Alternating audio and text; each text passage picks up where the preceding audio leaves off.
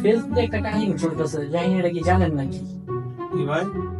এই যে আমার তাহসান ভাই যে এত প্রিয় একজন শিল্পী, সাইন করার সময় তো কাইন্দা দিল, কিন্তু আমি বুঝতেছি না ভাই কি লিখে কান্না করে দিল।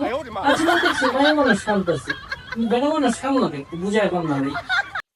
ও, তাহলে আপনি তাহসান ভাইয়ের বিষয়ে জানতে চান? হ্যাঁ ভাই। ও, তাহসান ভাই তার পুরনো ওয়াইফের সাথে ডিভোর্স হওয়ার 1 বছর ধরে কি 1.5 বছর ধরে যে ও যে শান্তিতে ছিল, যে আরাম আয়েসে সে সিঙ্গেল লাইফ কাটাইছে, বুঝছেন?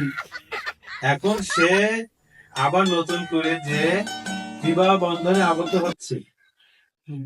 এখন আগে যে সিঙ্গেল লাইফ কাটাইছে, এখন নতুন করে এই যে বিয়ের পরে তো আর সে সিঙ্গেল লাইফ আর কাটাতে পারবো না। কান্না কি আর এমনি আসে পুরুষ মানুষের রে ভাই?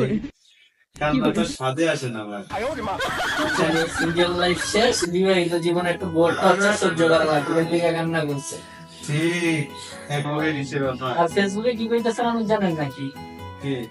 কইতাছে মিথিলার কথা মনে কইরা নাকি কান্না করতেছে। না ভাই, এটা ভুল ধারণা। নারী এক আইবো এক যাইবো, এটা স্বাভাবিক। মোর কথা হলো সিঙ্গেল লাইফে তো মিঙ্গেল লাইফে যাইতাছে, এর দিকে কান্না করতেছে। সিঙ্গেল লাইফ থেকে মিঙ্গেল লাইফে যায়, এর কারণে কান্না করতেছে।